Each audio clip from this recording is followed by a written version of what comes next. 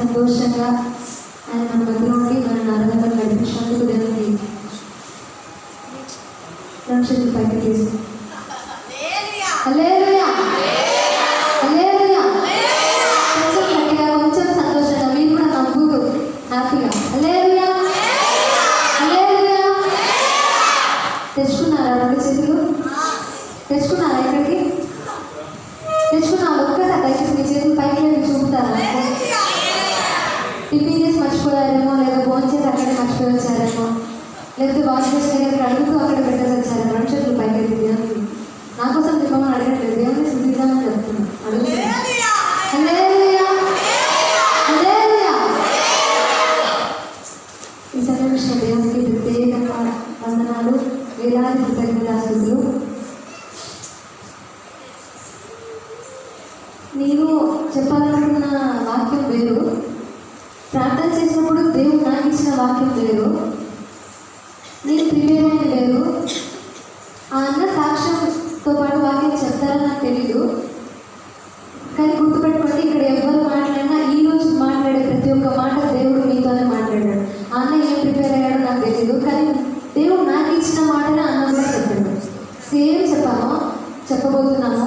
కాబట్టి ఎవరి కోసం మాట్లాడుతున్నారో, దేవుడు ఎందుకు మాట్లాడుతున్నారో అనేది మీ హృదయాలను మీరే జాగ్రత్తగా ఇక్కడ పెట్టి ఆలోచించి వాక్యాన్ని గమనించండి, అర్థం చేసుకోండి. రైట్? ఇప్పుడు చిన్న ప్రార్థన చేసుకొని వాక్యాన్ని ప్రారంభించుకుందాం. మహాపరిశుద్ధ మహోన్నతమైన దర్శనానికి వేలాది వందనాలు, కృతజ్ఞతాస్తుతులు, స్తోత్రం. దేవా, మీరు మాట్లాడితే అది వాడిన రెండంచుల ఖడ్గం, అది చెప్పేటోడిని ప్రభావిత తండ్రి సరిచేస్తుంది, వినేటోడిని సరిచేస్తుంది. కాబట్టి మీరు మాట్లాడాలనుకున్న ప్రతి మాట నీ హృదయంలో నుంచి ప్రభావిత నన్ను మీ శిలువ శక్తిని మరుగుపరిచి నా నోటిని మీరు బూరగా వాడుకొని మీరు మాట్లాడాలనుకున్న ప్రతి మాటని ప్రభావితం మీరు ఇక్కడ పెట్టమని అడుగుతూ వస్తున్నాను. మీరే నడిపించమని అడుగుతూ వస్తున్నాను. నన్ను పూర్తిగా మీ ఆధీనంలోకి సమర్పించుకుంటూ ప్రభా, నన్ను నేను తగ్గించుకుంటూ మీ నామాన్ని హెచ్చిస్తూ ప్రభా, మీరే మాతో మాట్లాడి మమ్మల్ని సరిచేసి మమ్మల్ని మీ సన్నిధిలో నింపమని యేసు నామములో అడిగిపెట్టుకున్నాను ప్రభు.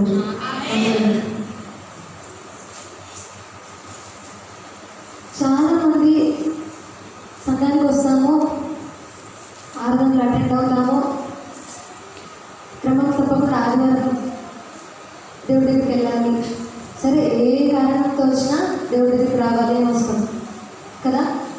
మిగతా రోజులు సోమవారం నుంచి శనివారం వరకు మనం ఎలా ఉంటామో మీకు ఆ దేవుడికి ఆ సాధారణానికే తెలుస్తుంది, అంతే కదా. మన గురించి మనకి తెలుస్తుంది, ఒక్కొక్కటి అన్నీ చూసే, అన్నీ గమనించి, అన్నీ ఆధీనంలో ఉన్న దేవుడికి తెలుస్తుంది.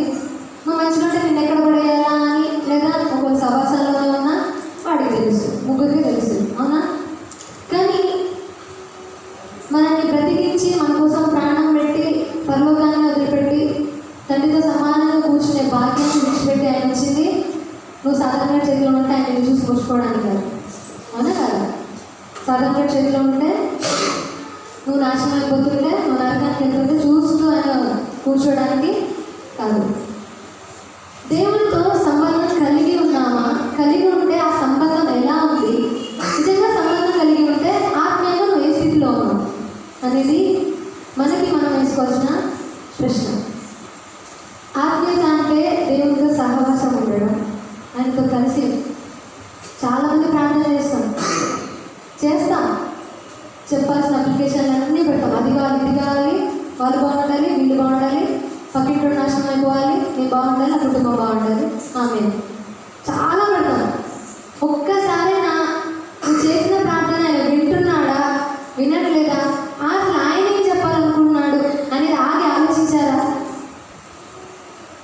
ఆమె చెప్పగానే ఇంకొక 2 నిమిషాలు అక్కడ కూర్చుంటే కింద మంచి కాలిపోతుంది అన్నట్టు వీలే లేచి వెళ్ళిపోతాం. అదేదో కూర్చొని ప్రభా ఇప్పటిదాకా నేను మాట్లాడాను, నేను చెప్పాలనుకున్నా అన్నీ చెప్పినా, అసలు నువ్వే చెప్పాలనుకుంటున్నావు, ఇప్పుడు నువ్వు నాకు చెప్పు. 2 నిమిషాలు మౌనంగా ఎప్పుడైనా గమనించారా? ప్రార్థన అయిపోయిన తర్వాత గమనించాం. మనకు అంత సమయం ఎక్కడిది? 5 నిమిషాలు ప్రార్థన చేయడానికే ముళ్ళ మీద కూర్చున్నట్టు ఉంటుంది మనకి కదా. దేవుడితో సంబంధం కలిగి ఉండడం అనేది చాలా ఇంపార్టెంట్. చూద్దాం, ఒక సంఘం ఉందంట, ప్రకటన గ్రంథం 3వ అధ్యాయం 1వ వచనం నుంచి 7 నక్షత్రములను దేవుని 7 ఆత్మలను గలవాడు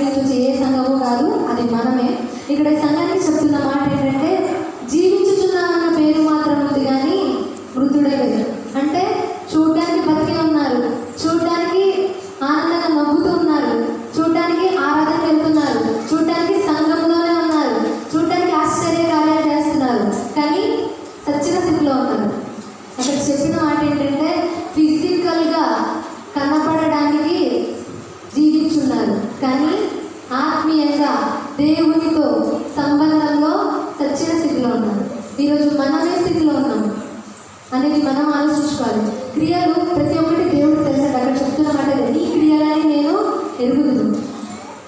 ప్రతి ఒక్కటి క్రియ ఆయన తెలుసా తెలీదా? మీరు రిప్లై ఇస్తే నా నుండి సప్లై వస్తుంది. నాకు మా చిన్నపిల్లలకి చెప్పి అలవాటు. ఎందుకంటే వాళ్ళు రెస్పాండ్ అవ్వకపోతే నేను చెప్పను. కాబట్టి మీరు కూడా ఇలా ఉన్నా ఏం యూజ్ ఉంటుంది. కాబట్టి మీరు వింటున్నారని నాకు తెలియాలంటే మీరు నాతో మాట్లాడాలి, మీరు నాకు రెస్పాండ్ అవ్వాలి. రైట్? మనం చేస్తున్న ప్రతి క్రియ దేవుడికి తెలుసా తెలీదా? తెలుసా? చూస్తున్నారా? దేవుడు చూస్తున్నాడా? ప్రతిదానికి లెక్క అడుగుతాడా? లెక్క అడుగుతాడని తెలిసి కూడా ఎందుకు తప్పు చేస్తున్నాం? మరి దేవుడితో సంబంధం కలిగి ఉండడానికి మనం ఎప్పుడు ట్రై చేయము. పులిని చూసి నక్క వాత పెట్టుకుందంట, సామెత ఉంటుంది లోకంలో. పక్క పాస్టర్ ఏది చేస్తే మనం అదే చేయాలి. పక్కన విశ్వాసి ఏది చేస్తే మనం అదే కావాలి కదా. మనకంటూ దేవుడు మన మీద ఆయనకున్న ప్రణాళికని మనం ఆలోచించాం. ఆయన మన మీద పెట్టుకున్న ఆశని మనం చూడం. ఎందుకు కరోనా 2 వేవ్స్లో కూడా సాగుని ఇంకా బతికి ఉన్నామంటే మన మీద ఒక ప్రణాళిక ఆయనకు ఉందా? చాలా మంది ఇక్కడ ఉన్న వాళ్ళలో కష్టాల నుంచి మనం బయటకు వచ్చిన వాళ్ళని, అవునా? పుణ్యానికి మనకు దేవుడు దొరకలేదు. రైట్? అవునా కదా? యేసు ప్రభు పుణ్యానికి మనకు దొరికిందా? కష్టంలో మనం తెలుసుకున్నాం, రుచి చూసి ఆయన తెలుసుకున్నాం. సావు అంచుదాకా పోయి తెలుసుకున్న వాళ్ళు ఉన్నారా లేదా? బతికించినాడు, కష్టం నుంచి బయటేసినాడు. ఒక్క నాన్న వచ్చి ఏడ్చుకుంటూ స్తుతి చెల్లించారా? అది బాగాలేకపోతే ఎప్పుడు తెలియని నెంబర్ పాస్టర్ నెంబర్ కూడా మనకు గుర్తొస్తుంది. అసలు ఎక్కడ మామూలుగా గ్రామాల పనిచేసే పాస్టర్ కూడా మనకు బాగాలేకపోతే మనకు గుర్తొస్తుంది. కానీ ఎదురుకున్న దేవుడు మనకు గుర్తుకు రాదు. ఎందుకు? మన సంబంధం అన్ని సాహసాలని పాస్టర్లతో తప్ప. అదే పులిని చూసి నక్క వాత పెట్టుకుందని వాడు ఎలా వస్తే నీకెందుకు? ఫస్ట్ నువ్వెలా ఉన్నా చూసుకోవాలి, అవునా కదా? దేవుడితో మన సంబంధం ఎలా ఉంది మనం చూసుకోవాలి. ఇక్కడ సంఘానికి చెప్తున్న మాట అదే. చాలా సంఘాలు, 7 సంఘాల్లో కూడా ప్రతి ఒక్క సంఘానికి ప్రతి ఒక్క తప్పు ఉంటుందండి. 7 సంఘాలు, ఆ సంఘాలు రాసిన ప్రతి తప్పు ప్రజెంట్ ఉన్న సంఘాలకు కూడా మనకి కూడా వర్తిస్తుంది. జీవిస్తున్నాము, చర్చకు వస్తున్నాము. ఎవరి గురించి మనం మాట్లాడదు, కానీ మన గురించి మనం మాట్లాడుతున్నాం. చర్చకు వస్తాం, 10ంటికి చర్చ అయితే 10:15, 12ంటికి ఆఖరికి అన్నం పెట్టే ముందు కూడా వస్తారు. ఫాస్ట్ అటెండెన్స్ చేసుకుంటాడా? మీరు రాకపోతే ఆబ్సెంట్ వేస్తాడనా? లేకపోతే దేవుడు ఫీల్ అయ్యాడా? పాస్టర్ ఫీల్ అయ్యాడా? లేకపోతే నువ్వే ఫీల్ అయిపోతావా? అయ్యా సంఘానికి వెళ్ళాలి ఈరోజు, నాకు ఆఫీస్లో వస్తారు, మా బంధువులు వస్తారు. దేనికి వస్తుందో సంఘానికి? ఎందుకు నిన్ను దేవుడు ఆయన రక్తం నుంచి కొనుక్కొని సాధారణ చేతుల నుంచి నువ్వు విడిపించి ఈ సంఘంలో నేను ఎందుకు నాటాడు? ఆలోచించారా ఎప్పుడైనా? ఒక ఉపవాస ప్రార్థన పెడితే రాదు. అసలు ఉపవాస ప్రార్థన అన్ని ప్రార్థనలు పక్కన పెట్టండి. ముందు ఆదివారం చక్కగా టైంకి వస్తారా?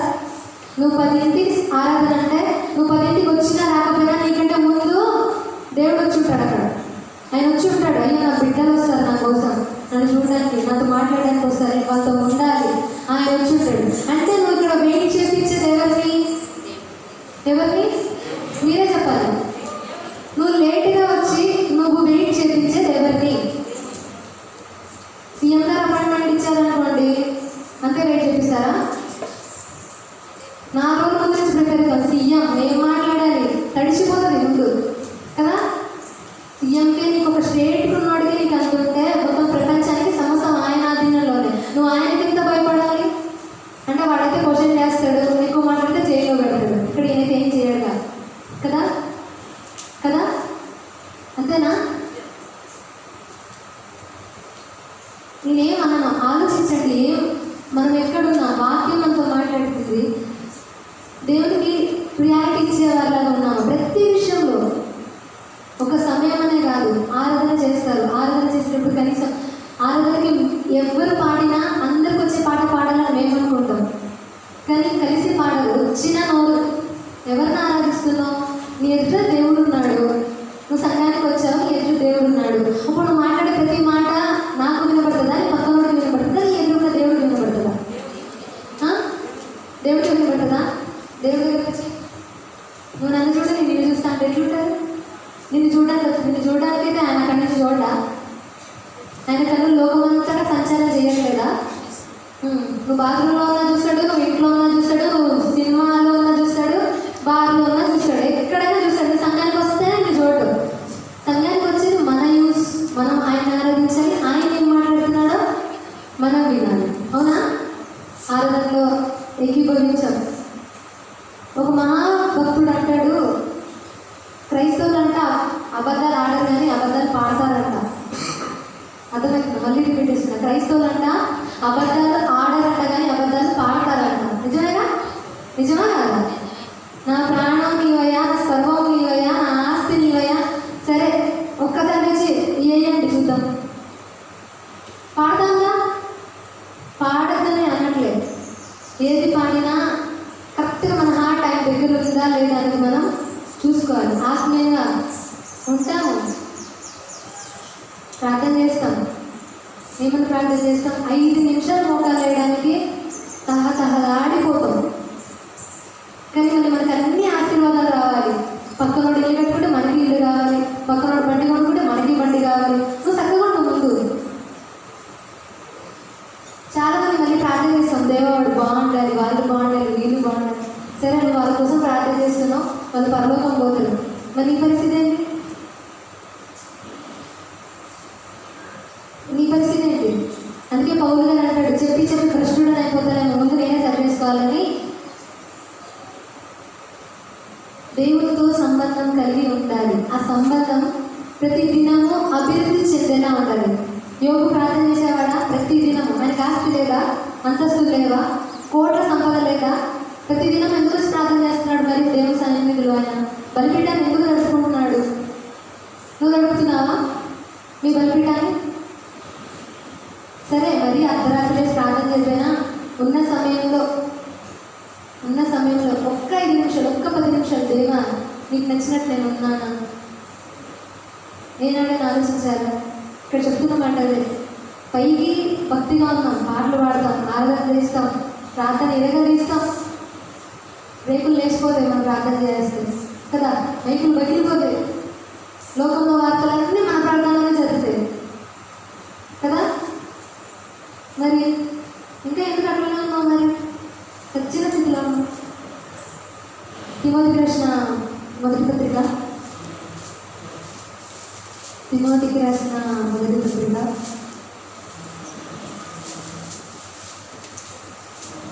అధ్యాయం 6వ వచనం చూడండి. సుఖభోగములను ప్రవర్తించినది బ్రతుకుచుండియు చచ్చినది ఏమిటి? సుఖభోగములు అంటే చక్కగా తింటాం, ఎంజాయ్ చేస్తాం, నచ్చినట్టు చేస్తాం కదా. కానీ మళ్ళీ మనం అనుకుంటాం, నేను దేవుళ్ళలోనే ఉన్నానండి, నేను ఆత్మీయంగా ఉన్నానండి. సుఖభోగములు ఎందుకు ప్రవర్తించినదంట చచ్చిన స్థితిలో ఉన్నాం. అంటే ఆత్మీయంగా చచ్చిన స్థితిలో ఉన్నాం. ఎప్పుడైనా చేపను చూసారా? చేపను చూసారా? ఈదుతున్నప్పుడు ఈదకుండా కొట్టుకొని పోతుంది అనుకో చేప, దాని అర్థం ఏంటి? చచ్చిందనే అర్థం, అవునా కదా? లేదు, చేప బతికే ఉందనుకో ఏం చేస్తుంది? నువ్వు నిజంగా ఆత్మీయ స్థితిలో కరెక్ట్గా ఉంటే, దేవుడితో నిజంగా సంబంధం కలిగి ఉంటే లోకానికి ఎదురిగుతూ, అవునా కదా? శ్రమలకి ఎదురిగుతూ, అవునా? కానీ దీపావళి పండుగ చేస్తే మనం దీపావళి పండుగ చేస్తాం, వాళ్ళు హోలీ చేసుకుంటే మనం హోలీ చేసుకుంటాం, రాఖీ పండుగ చేసుకుంటే మనం రాఖీ పెడతాం కదా. ఏంటంటే అందరు చేస్తారండి, మనం వాళ్ళ మొహాలు ఎందుకు చూడాలి? ఎవడు చూడమనండి, వెళ్ళి ప్రార్థన చేసుకోవచ్చు కదా కూర్చొని. లోకానుసారమైనవి ఇవన్నీ లోకానుసారమైనవే, ఇవన్నీ సుఖభోగాలవే, ఇవన్నీ దేవుళ్ళని వెనక్కి లాగుతాయి కానీ మనం పట్టించుకోం. చిన్న విషయమే కదా, కానీ ఆ చిన్న విషయమే ఎప్పుడైనా పరలోకం నుంచి నరకంలోకి తీసుకెళ్తుంది. అప్పుడు ఏం చేస్తాం? అప్పుడు వెళ్ళి నరకంలో కూర్చొని ప్రార్థన చేస్తాం. అప్పుడు ఎంత ప్రార్థన చేసినా దేవుడు దిగిరాడు. అయిపోయి ఉన్న ఛాన్స్ అయిపోయింది. సరి చేసుకునేంత వరకు దేవుడు ఇట్లనే ఉంచుతాడు. చర్చకు వస్తాం, తాగేటోడు తాగుతాడు, తినేటోడు తిరుగుతాడు, ఇష్టం వచ్చింది సినిమాలు చూసేటోడు చూస్తాడు. ఏమంటే ఒక్కటి అడుగుతా, సినిమా 3 గంటలు అంటే కనీసం గంటన్నర ఒక బ్రేక్ ఇస్తాడు కదా. బ్రేక్లో వెళ్తే పాప్కార్న్ తెచ్చుకోవడానికి వెళ్తే అసలు వచ్చే సినిమా ఆడ మిస్ అవుతామని కూడా కథలు కూడా అట్లనే కూర్చునేటోళ్ళు ఉంటారా? మరి గంటన్నర చర్చకొచ్చి లేవకుండా కూర్చోలే లేవకుండా కూర్చోరే. ఒక ఆదివారం వస్తే ఇంకో ఆదివారం రాదు. మళ్ళీ మనం ప్రార్థన చేస్తే అన్నీ అని దేవుడు ఒక్కసారి ఆయన ఇయ్యకపోతే పాపం ఆయన మనం పెట్టే టార్చర్ ఎట్లుంటుందంటే చెప్పాడు కదా, నోరు తెచ్చి ఏమన్నాడు కదా. గుర్తుపెట్టుకోండి, ఎవరితో ఆట ఆడుతున్నా దేవుడితో ఆట ఆడద్దు. ఆత్మీయంగా ఆయనతో మనకి సంబంధం కలిగి ఉన్నామా లేదా అనేది మనకి అది చాలా ఇంపార్టెంట్. చూడండి, 2 తిమోతి రాసిన 2వ పత్రిక 3వ అధ్యాయం 5వ వచనంలో ఉండి దాని శక్తిని ఆశ్రయించని వారునై ఉండు, ఇట్టి వారికి విముఖుడువై ఉండును. పైకి భక్తి ఉండి దాని శక్తిని ఆశ్రయించిన వారిలో ఉన్నాను. ఎట్లా అంటే నేను కూడా ఎగ్జాంపుల్ చెప్తా. పెద్ద అప్పు సమస్య ఉంటుంది మనకి, అది రేపు ఎల్లుండి తీర్చాలి. అప్పటి వరకు ఏం చెప్తామంటే దేవుడి మీదే భారమించామండి, దేవుడు ఇయ్యడంటారా, అప్పిచ్చినోడు తీర్చడంటారా, సాగదీసి మాట్లాడు. రేపు పొద్దున కల్లా అప్పు కట్టలేదు అనుకోండి, వాడు ఇల్లు తీసుకుపోతా అన్నాడంటే ఏం దేవుడండి, ఏం మార్చిందండి, ఏం తీర్చిందండి అప్పు. నిన్నటిదాకా ఆయన కోసం ఎదురుతే ఇప్పుడు ఇల్లు పోయే పరిస్థితి వచ్చిందండి. ఇక నువ్వు తిరుగుతావు ఆ అప్పు ఎవడిస్తాడా అని తిరుగుతావు. తిరిగే ప్రతి చోట దేవుడు నామని అవమానం తెస్తున్నావా లేదా? భక్తి ఉంది, నిన్నటిదాకా వెయిట్ చేసావు, ఇంకా సమయం ఉంది కదా. లాస్ట్ నిమిషం, లాస్ట్ సెకండ్ వరకు కూడా ఆయన ఏదైనా చేయగలడు కదా. ఆశ్రయించాం కదా, వెయిట్ చెయ్యం. సమస్య మీద ఉన్నంత దృష్టి నీ భక్తి మీద, నీ దేవుడి మీద నీకు ఉండదు. మళ్ళీ మనం ఏం చెప్తామంటే అప్పు తీరాక సాక్ష్యం చెప్తాం. దేవుడు భలేగా అప్పు తీర్చాడు, దేవుడు అంటున్నాను. వందనాలు కరెక్టే. ఆశ్రయించావా? ఎక్కడ ఆశ్రయించావు? మనుషుల్ని ఆశ్రయించావా, దేవుడిని ఆశ్రయించావా? అనారోగ్యం వస్తుంది, అప్పటి వరకు దేవుడు గుర్తుకురాడు. తాగినప్పుడు దేవుడు గుర్తుకురాడు, దేవస్థితులు దిగినప్పుడు దేవుడు గుర్తుకురాడు. అనారోగ్యం వచ్చి రేపు ఇవాళ సస్తావంటే ఉపవాసం వస్తుంది. అప్పుడు గుర్తుపెట్టుకోండి, ఆత్మీయంగా ఏ స్థితిలో ఉన్నావు వచ్చి కూడా నువ్వు ఎన్ని బయటికి పంచావు, ఎంతమందికి సువార్త చెప్పావు, ఎంతగానో ప్రార్థన చేసావు, ఇవన్నీ దేవుడిని అడగడు. ఎవరికి ఏం చేసావు, ఏ పాస్టర్ నువ్వు ఎన్ని డబ్బులు ఇచ్చావు, ఎన్ని సంఘాలు నువ్వు కట్టావు, ఎంతమంది నువ్వు బలపరచావు, ఇవి ఏవి నేను అడగడు దేవుడు. నిన్నే అడుగుతాడు. ఏమనంటే నువ్వు పెట్టుకున్నావా బాబు, ఫస్ట్ నువ్వు నాతోనే ఉన్నావా అని అడుగుతాడు. అది మనం సరి చూసుకోవాలి కదా. దేవుడితో ఉంటే అన్ని ఆశీర్వాదాలు రావు. గుర్తుపెట్టుకోండి, అడిగినట్టు జరుగుతుంది అంటే అక్కడ ఏదో ఫాల్ట్ ఉంది. శ్రమ లేకుండా నీకు అన్ని ఆశీర్వాదాలు వచ్చేస్తున్నాయంటే నువ్వు నిజంగా సచ్చిన స్థితిలోనే ఉన్నావు అర్థం. దేవుడితో ఉంటే ఫస్ట్ వచ్చేది శ్రమలే. నిన్ను డిజైన్ చేయని పాత్రను వాడాడు. అవునా కదా? ముక్కలుగా పలికిపోయింది పాత్ర. సరే, మంచి పాత్ర దొరికింది, దీన్ని ఏం డిజైన్ చేయకుండా డైరెక్ట్ వాడతాడా? కడగాలా వద్దా? లోపల బయట కడగాలి, చిన్న ఉంటే తీయాలి, సొట్లు, ఇంకా అంత శుభ్రపరచాలో వద్దా? శ్రమలు లేకుండా అంత ఫైన్ ఆశీర్వాదాలు వచ్చినాయంటే నువ్వు ఇంకా చచ్చిన స్థితిలోనే ఉన్నావని అర్థం. శ్రమలు 2 రకాలు, అంటే చాలా రకాలు ఉంటాయి, కానీ అవి వచ్చేది మాత్రం ఇద్దరి ద్వారానే. ఒకటి సాతాను ద్వారా వస్తుంది, రెండోది దేవుడి ద్వారా వస్తుంది. సాతాను ద్వారా వచ్చినా దేవుడు పర్మిషన్ ఇస్తేనే వస్తుంది. గుర్తుపెట్టుకోండి, సాతాను ద్వారా వచ్చినా దేవుడు పర్మిషన్ ఇస్తేనే వస్తుంది. రెండోది దేవుడు తనంతట తాను ఇష్టపడి మనల్ని శ్రమలకు అప్పగించేది. ఈ రెండింటికి బెస్ట్ ఎగ్జాంపుల్స్ చెప్తాం. యోగు తెలుసా మనకి? యోగు బయట పెద్ద పరిచయం లేదు, కానీ బైబిల్లో ఉన్నాడండి అంటారా? అవునా? తెలుసా తెలీదా? యోగు తెలుసా తెలీదా? చెప్పండి, నాకు చెవుడు, నాకు వినపడదు చెవుడు, నాకు పెద్ద చెప్పండి. యోగు తెలుసా తెలీదా? శ్రమలు వచ్చాయా? ఎలా వచ్చాయి శ్రమలు?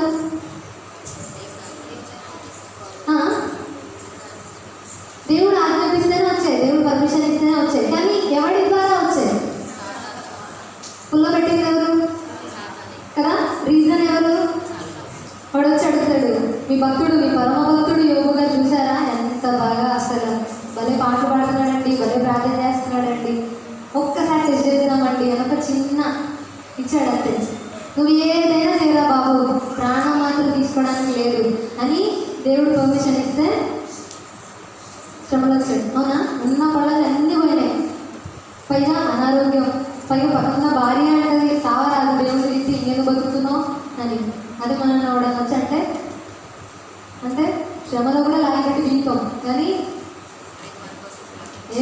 ఉన్నాడులే చూసుకుంటాడు అని అంటామా? ఆయనకున్నంత మనకు ఉంటుందా? ఉండదు. అది మన భక్తి. అందుకే యోగు గ్రంథం తీయండి.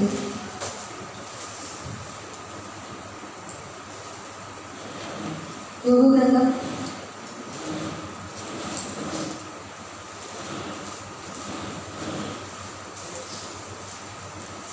4వ అధ్యాయం 6వ వచనం.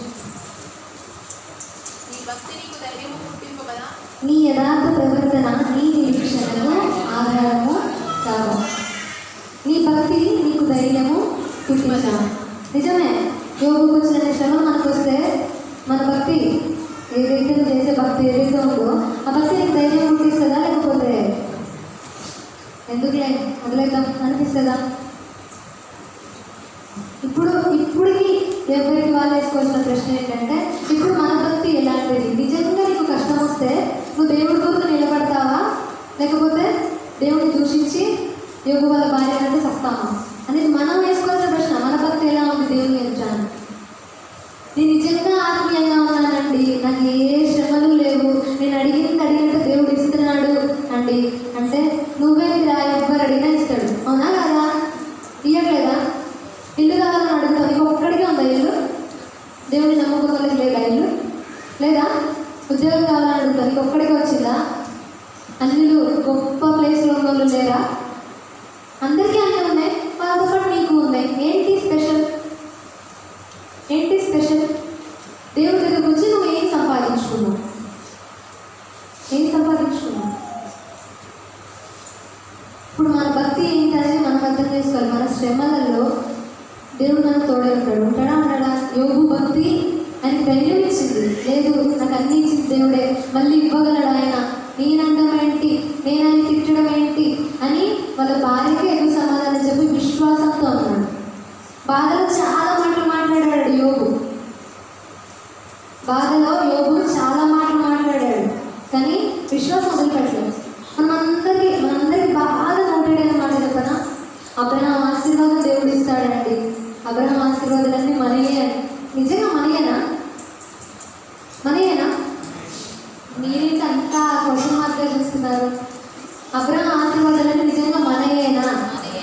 సరే, మనయేనా? అబ్రహాంకు ఉన్నంత విశ్వాసం ఉందా? ఉందా? మరి అబ్రహాం ఆశీర్వాదాలు ఎట్లా వచ్చినాయి మనకి? వారసత్వంగా ఆయన ఆశీర్వాదాలు మనకు వచ్చినప్పుడు వారసత్వంగా ఆయన విశ్వాసం కూడా మనకు ఉండాలి కదా? ఉండాలా వద్దా? వాళ్ళ కొడుకునే త్యాగం చేయడానికి సిద్ధపడ్డాడు. నువ్వు దాచుకున్న 100 రూపాయలు కూడా ఇవ్వలేవు. ఇస్తామా? మరి అబ్రహాం ఆశీర్వాదాలు ఎలా వస్తాయి? అంత విశ్వాసం. అందుకే దేవుడు అంటాడు, ఆవగినంత విశ్వాసం చాలు, కొండ చూసి ఎక్కడ పడాలన్నా పడింది. మరి మన కొండగా ఉన్నాయే జరగట్లేదంటే మనకు ఆ విశ్వాసం లేదని అర్థం. ఆవగింజ కూడా లేదు. ఎంతుంటారా ఆవగింజ? ఎంతుంటారా? ఇంతుంటారా? ఉందా? ఇంత విశ్వాసం ఇప్పుడు మనకుందా? మన భక్తి ఇప్పుడు అర్థం చేసుకోండి, ఇప్పుడు ఆలోచించండి. అది మన ప్రవర్తన యథార్థంగా ఉంటే దేవుడి దగ్గరకు వచ్చి డైరెక్ట్గా భయం లేకుండా అడుగుతాం. దేవా, నేను నీ బిడ్డని, నాకు ఎందుకు ఇలా చేసావు, ఎందుకు ఇలా సన్మానించావు? సరే, ఒకప్పుడు నేను పాపిని, నువ్వే నా పాపాలు జ్ఞాపకం చేసుకో, నన్ను క్షమించేసావు, అయిపోయింది. మళ్ళీ ఏంటి నాకు ఇది? అడుగుతామా? అడగమా? ధైర్యంగా దగ్గర రాగలుగుతామా? లేదా? అవునా కదా? కాబట్టి యోగు వచ్చిన శ్రమలు సాతాను ద్వారా వచ్చిన శ్రమలు అయినా నిలబడ్డాడు. కానీ డైరెక్ట్గా దేవుడు ఇచ్చిన శ్రమలు ఎలా ఉంటుంది తెలుసా? పౌలు గారు ఏ పాస్టర్ ఉన్నాడండి ఆయనకి? మోటివేట్ చేయడానికి, లేకపోతే పుషప్ చేయడానికి, ప్రార్థన చేయడానికి ఏ పాస్టర్ ఉన్నాడు పౌలుకి? ఉన్నారా ఎవరైనా పౌలుకి దర్శనంలో? నిజం చెప్పాలంటే అప్పటి కాలంలో కూడా పౌలుయే బాగా చదువుకున్నాడు, పౌలుయే తెలియగలడు. ఆయన 3 పెద్ద యూనివర్సిటీస్లో PhD చేశాడు ధర్మశాస్త్రం మీద. తెలుసా? ధర్మశాస్త్రం మీద 3 యూనివర్సిటీస్లో PhD చేశాడు పౌలు. ఎథెన్స్, టెక్సాస్, తర్వాత మెక్సికో. 3 యూనివర్సిటీస్లో ఆ రోజుల్లో ధర్మశాస్త్రం మీద PhD చేసిన గొప్ప జ్ఞానవంతుడు పౌలు. కానీ పౌలుకి ఏం తెలియదు. దేవుడే వచ్చి కనబడ్డాడు, దేవుడే వచ్చి మాట్లాడాడు, దేవుడే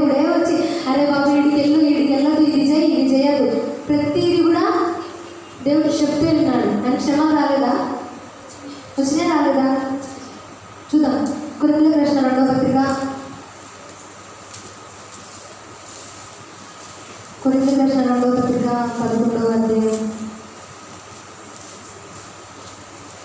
23వ వచనం.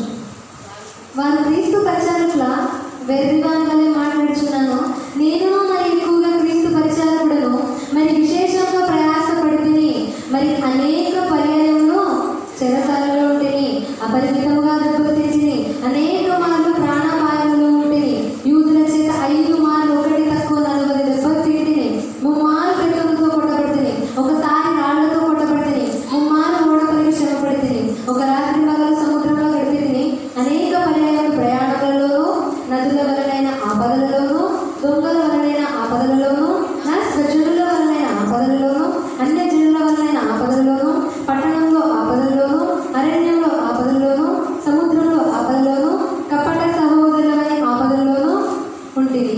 ప్రయాసముతోనూ, కష్టములతోనూ, తరచుగా జాగరణలతోనూ, ఆకలి దప్పులతోనూ, తరచుగా ఉపవాసములతోనూ, చలితోనూ, దిగంబరత్వముతోనూ ఉంటిని.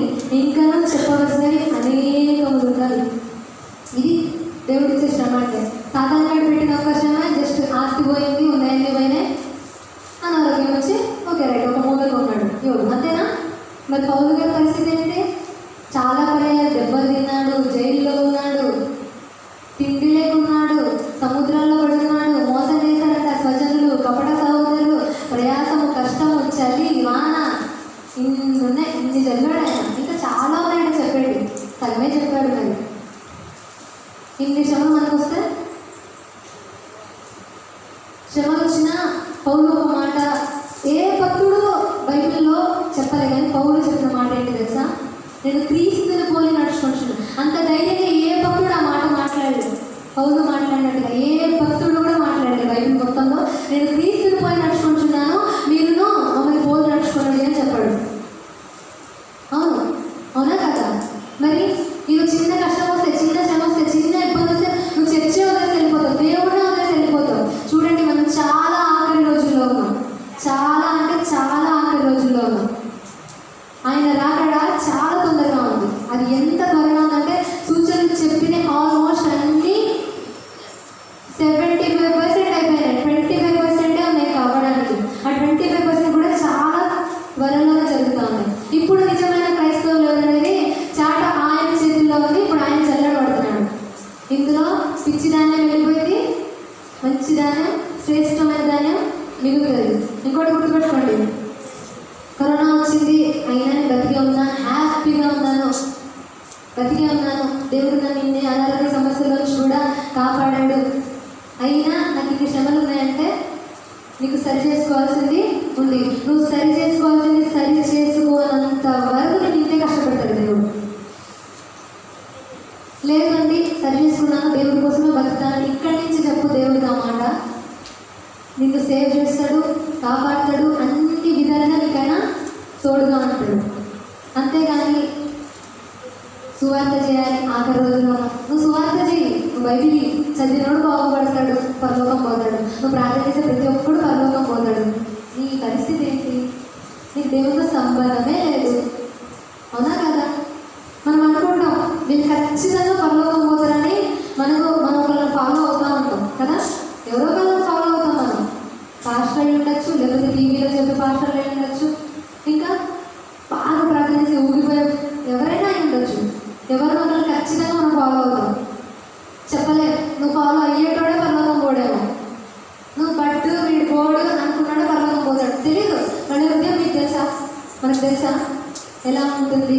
దేవుడితో వాళ్ళు ఎలా గడుపుతున్నారు, దేవుడితో ఆత్మీయంగా ఎలా ఉన్నారు, దేవుని అభిషేకం వాళ్ళ మీద ఎందుకుంది అని మనకు తెలుసా? వాళ్ళ హృదయం మనం చూస్తున్నామా? దేవుడికి తెలుసు కదా. కాబట్టి ఎవడో గురించి ఆలోచించద్దు. ఫస్ట్ నువ్వెలా ఉన్నావు దేవుడితో. బతికించాడు, అన్నీ ఇస్తున్నాడు, అన్నీ ఇచ్చాడు. అడగండి, దేవా ఇన్ని ఇస్తున్నావు, నా మీద ఇంత నమ్మకం పెట్టుకున్నావు, నన్ను ఇంకా ప్రేమిస్తున్నావు, నీకు నేను ఏం చేయాలని కోరుకుంటున్నాను, నా మీద నీ ప్రణాళిక ఏంటి, నీ చిత్తం ఏంటి, నేను ఎలా ఉండాలని కోరుకుంటున్నాను, నీకు ఎట్లుంటే నేను ఇష్టం చెప్పండి అని ఆయన అడగండి. అడిగితే ఆయన చెప్తాడు. శ్రమలు వచ్చినాయని చచ్చిపోతే దేవుడికి చాతగానాన్ని చేస్తున్నాను అవును, అవునా కదా? దేవుడు చాతగానోడు కాదు, ఆయన ఏదైనా చేయగలడు. అంత విశ్వాసం, అంత నమ్మకం, అన్నీ మనకు ఉండాలి. ఉండాలా కదా? చచ్చిన స్థితిలో ఉంటే చేపలాగా కొట్టుకొని పోతాం. అందరితో పాటు మనం కూడా గుంపులో గోవింద నలుగురితో నారాయణలాగా ఉండిపోతాం. అంతే. లోకానుసారమైన భర్త అంతే ఉంటుంది. లేదు, లోకంలో నుంచి నన్ను ఆయన సపరేట్ చేశాడు, నన్ను వేరు పరచాడు, లోక మర్యాదలు నేను అనుసరించద్దు అని నువ్వు అనుకుంటే దండేసి పిలిచి సత్కారం చేయాలి. ఒక్కొక్కడు ఒక మాట అంటాడు. చూడండి, తిరిగేటోడు ఎప్పుడేమన్నాడు, సినిమాకి వెళ్ళేటోడు ఎవ్వరేమన్నాడు, అసలు వాడు తిరుగుతాడు, ఎంజాయ్ చేస్తాడు, ఇష్టం వచ్చాడు. ఒక్కసారి వాడు మారిపోయి బుద్ధిగా బ్యాలెన్స్ చేస్తాడు. నువ్వేంట్రా ఇంత మారిపోయావు అంటారా? అసలు ఎప్పుడు మాట్లాడినా కూడా వాడు మాట్లాడతాడు, వాడు పలకరిస్తాడు కదా. మంచిగా ఉంటే ఎవరికైనా ఒక బుద్ధి ఉంటుంది, లాగేయాలి, వీడు బాగుపడడం ఏంటి అని. కాబట్టి తలా ఒక మాట అంటారు, అవన్నీ పట్టించుకోవద్దు. దేవుని వైపే చూస్తూ ముందుకు నడవాలి, దేవుణ్ణే కలిగి జీవించాలి, ఆయనతో సంబంధం ఉండాలి, ఆయనతో ఎప్పుడు కలిసి మాట్లాడాలి. ఫ్రెండ్స్తో అయితే సొల్లు పడతారు, కానీ 5 నిమిషాలు ప్రార్థన చేసి మేము ఆయన బెస్ట్ ఫ్రెండ్ కాదా? ఇంకా నువ్వు చెప్పేటోడనే బయటకు చెప్తాడు, ఒక దేవుడు చెప్పడు. నువ్వు ప్రేర్ చేసుకునే పాస్టర్కి కూడా నీ విషయాలు చెప్పడు, అస్సలు చెప్పడు. ఆయన దాచుకుంటాడు ఆయన మనుషులు. చూడండి, 12 ఏళ్ళు రక్తస్రావం చేసి ఆయన దగ్గరకు వచ్చింది, వర్షం పుట్టుకుంది, అది ఆయనకి తెలుసు, ఆమెకి తెలుసు, ఆమె ఎవరికి తెలియదు. ఆయన అనే మాట ఏంటంటే, అమ్మ నీ విశ్వాసం నేను బాగుపరిచింది అన్నాడు తప్ప ముందుకు వచ్చి సాక్ష్యం చెప్పు అని చెప్పి లైవ్ పెట్టాడా? సీక్రెట్ ఆయన ఎక్కడ షేర్ చేయలేదు. ఎక్కడ కూడా ఆమెకి రెస్పెక్ట్ ఇచ్చాడు. ఆమె యొక్క ప్రాబ్లంకి, ఆమె యొక్క ఒపీనియన్కి, ఆమె తీసుకున్న ఆ నిర్ణయానికి ఆయన రెస్పెక్ట్ ఇచ్చాడా లేదా? అంత రెస్పెక్ట్ ఇస్తాడు నీ సీక్రెట్కి కానీ నీకు కానీ దేవుడు. మరి నువ్వు ఆయనకి ఎంత రెస్పెక్ట్ ఇస్తున్నావు, ఆయనకి ఎంత ఇంపార్టెన్స్ ఇస్తున్నావు? సంఘానికి వస్తాం, పాటలు అయ్యేంత వరకు కిందనే తిరుగుతాం, దాన్ని పైకి రాబుద్ది కాదు. ఎందుకు వచ్చామంటే సంఘానికి వచ్చాం, పాస్టర్కి వెళ్ళాడని వచ్చారు, అంతే కదా. పాస్టర్ చుట్టూ తిరుగుతారు, అక్కడే తిరుగుతారు. పాటలు జరుగుతున్నాయి, నేనెళ్ళి దేవుడిని స్తుతించాలి, నాకు నోరు ఇచ్చింది పడిపోకుండా ఎప్పటిదాకా నోరు ఇచ్చింది ఆయన స్తుతించడం కోసం అని గుర్తుకు రాదు. నోరు తెచ్చి పాడు, ఎవడన్నా పాడుతున్నా ముత్తాలమ్మ గుళ్ళో కూర్చుంటారు, కనీసం చప్పట్లు కొట్టారు, కనీసం స్తుతించారు. ఎందుకు వచ్చినాడు దేవుడు? నీ నోరు ఎందుకు వచ్చినాడు పడిపోకుండా? ఇంకా స్తుతించడానికి కాదా? దానికోసం నేను వచ్చింది. మాకేం జరుగుతుంటే పాస్టర్ చెప్పుకొని వెళ్ళిపోతాడు, పక్క నుండి గిల్లుతాం, మన పిల్లలు అప్పుడు సర్దుకుంటాం, ఇంటికాడ ఏం చేస్తామో సర్దుకోకుండా అప్పుడు బయటకు చదువుతారు. మిగతా ఎప్పుడు బయటకు కూర్చుంటారు, ఆదివారం దుప్పు తీసుకొస్తావు కదా, ఇంకెక్కడ దుప్పు ఉందేమో చూస్తారు. చెప్తున్నా, ఆదివారం నువ్వు చేసే భక్తిని నీకు పరలోకానికి తీసుకెళ్ళదు. సోమవారం నుంచి శనివారం వరకు ఏ భక్తిగా బతుకుతావో అది నిన్ను పరలోకం తీసుకోకూడదు. అది నువ్వు దేవుడికి ఇచ్చే నిజమైన ఆరాధన. ఇక్కడికి వచ్చిన రోజులు పైకి కళ్ళు మూసుకొని ఇది ఆరాధన కాదు. ఏ బతుకును ఎవరు చూడనప్పుడు దేవుడు చూస్తున్నాడన్న భయం భక్తితో బతుకుతావో అది దేవుడు నువ్వు ఇచ్చే నిజమైన రెస్పెక్ట్, నిజమైన ఇంపార్టెన్స్, నిజమైన హానర్ ఆయనకి మనం ఇచ్చేది. అంతేగాని పాస్టర్కి నేను ఇది ఇస్తే నన్ను పాస్టర్ మెచ్చుకుంటాడు, పరలోకం రాదట్లా, అట్లా రాదు. లేదా పాస్టర్ వెళ్ళి నీ పక్క నుంచి రికమెండేషన్ చేయడు, అసలు వాడే పోతాడో లేదో తెలీదు, నీకు ఎలా రికమెండేషన్ చేస్తాడు? నీకు నువ్వే రికమెండ్ చేసుకోవాలి. లేదా నేను ఎలా ఉన్నా, నీతో ఉంటున్నానా, నీకు నువ్వు అడుక్కోవాలి. శ్రమలలో ఉంటే ఆయన అడగాలి, దేవాన్ని శ్రమల్లో ఉన్నాను కాపాడాలి. ఆయన ప్రేమించి ఇబ్బంది కులంలో పరీక్షిస్తున్నాడు, శుద్ధ సువర్ణంగా చేస్తాడు. ఎట్లా? కిడియం బంగారమా, క్యారెట్స్ బంగారమా? శుద్ధ సువర్ణంగా చేస్తాడు. అప్పుడు తీసుకొచ్చి మార్కెట్లో పెట్టాడు. ఏమని తెలుసా? ఇప్పుడు అనండి నా బంగారం వేడు, నా బంగారం ఇది, ఇప్పుడు అనండి నా బిడ్డ నేనున్నా అని అప్పుడు మార్కెట్లో పెట్టి నేను ఛాలెంజ్గా చూపిస్తాడు. అలాంటి మహిమ ఆయన తీసుకురావాలని కోరుకుంటామా, లేకపోతే శ్రమలు వచ్చినాయి కదా అని మూల కూర్చొని ఏడుస్తామా? గుర్తుపెట్టుకోండి, రానున్న రోజుల్లో చాలా ఘోరమైన పరిస్థితులు క్రైస్తవుల మీద ఉన్నాయి, రాబోతా ఉన్నాయి. నీ భక్తి నిజంగా పరిశుద్ధాత్మ దేవుడు ఆయన చెప్తున్నాడు, ఆత్మ లేనివాడు నా వాడు కాదు. ఆత్మ లేకపోతే, భాషలు లేకపోతే దేవునితో సంబంధమే ఉండదు. సంబంధం లేనివాడు పరలోకం ఎట్లా పోతావు? దేవుని కోసం ప్రాణం ఎట్లా పెడతావు?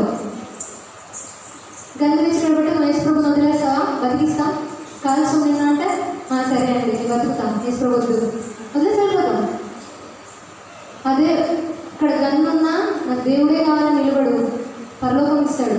లేకపోతే గన్నే కనిపిస్తాడు, లేకపోతే సడన్గా వెళ్ళి వాడే చచ్చిపోతాడు. ఏం చేస్తాడు దేవుడు మనం చెప్పగలమా? ఆయన ఏం చేస్తాడో మనం ఏమైనా ఊహించగలమా?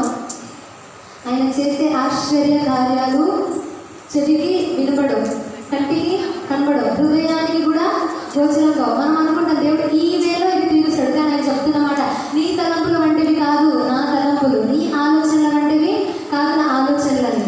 ఆయన రూటే సపరేట్, నడిస్తే అందులో నడవాలి. చాటకపోతే క్రిస్టియానిటీకి రిజైన్ చేసి వెళ్ళిపోండి. నేను చెప్తున్నా, మరీ చెప్తున్నా, దేవుడితో ఉండడం, దేవుడితో కలిసి జీవించడం చేత కాకపోతే క్రైస్తవుడని నేను క్రైస్తవుడు అనే మాట బయట చెప్పకండి, వేస్ట్. ఆ మాట వేస్ట్. దేవుడు నాన్నకు అవమానం తప్ప ఏముంది దానివల్ల యూస్? నువ్వు బాగుపడవు, నేను చూసేటాడు వీడే పెద్దదా, వీడు చూసి నేను దేవుడిని నమ్మాలా అని మాట్లాడతారు. అంతే మాట్లాడతారా, ఇంకేం మాట్లాడతారా? అదే మాట్లాడతారు. నువ్వు బాగుపడింది లేదు, పక్కన నుండి బాగు వచ్చింది లేదు, పైగా దేవుడు నామానికి అవమానం మనం తెచ్చదు. జాగ్రత్త.